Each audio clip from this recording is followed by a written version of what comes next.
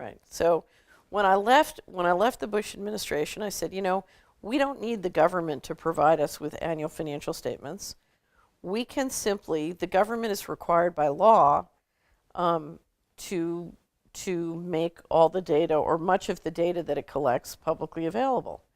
I said all we need to do is take all the databases available in the federal government and make the information accessible in a way that's friendly and interesting.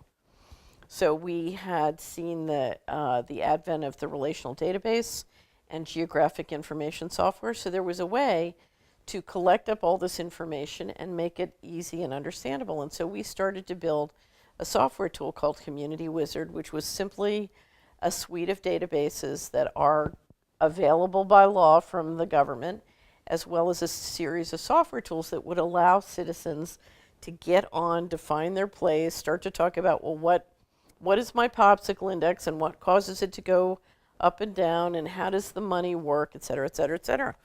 So the idea was to bring easy, comfortable transparency to Americans about their taxes in their place and give them the equivalent of an annual financial statement.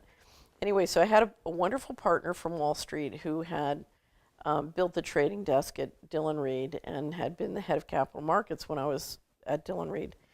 And he came down, and I was trying to persuade him to come and work with us at Hamilton Securities. And he was very negative about the future of the country. He said, it's hopeless. The federal budget is out of control. You can't get financial responsibility. And so I just decided to describe Community Wizard to him. And he said, oh, it's a very stupid idea. It'll never work. So we had big monitors up in the boardroom. And so I said, well, where do you live? And he said, I live in Bronxville.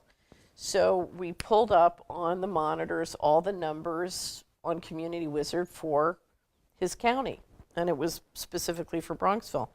And the first number was federal flood insurance. I think it was $4 million.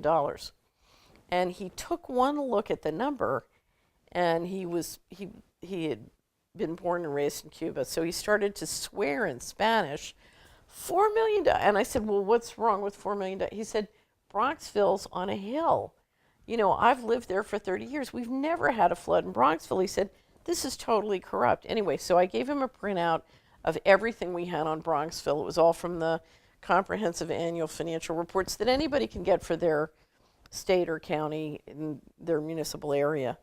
And the next day we had a conference call at 10:30. I called, I couldn't get through. I finally got through, several hours later, and I said, Luis, we had a conference call at 10:30. Where have you been? He said, I have been on the phone with the deputy mayor of Bronxville for the last 4 hours. We have gone through every one of these numbers. All this corruption is going to stop. And I said, I thought you thought it was hopeless. He said, that's before I had the numbers on my place. Because if every citizen, if groups of citizens in 3,100 counties would make sure that there was no corruption in their county, if they had the numbers, then, the big corruption couldn't happen. And it's interesting that during the litigation, of course, the Department of Justice seized our offices, put everything under lock and key. It took us 6 years to get the software on Community Wizard out of the courts. And by the time we got it out, the most valuable pieces of it had been stolen permanently. They were just gone. And what's interesting is the contractor representing the Department of Justice in managing those files was the leading provider of geographic information software to the government. So you almost wonder what really happened.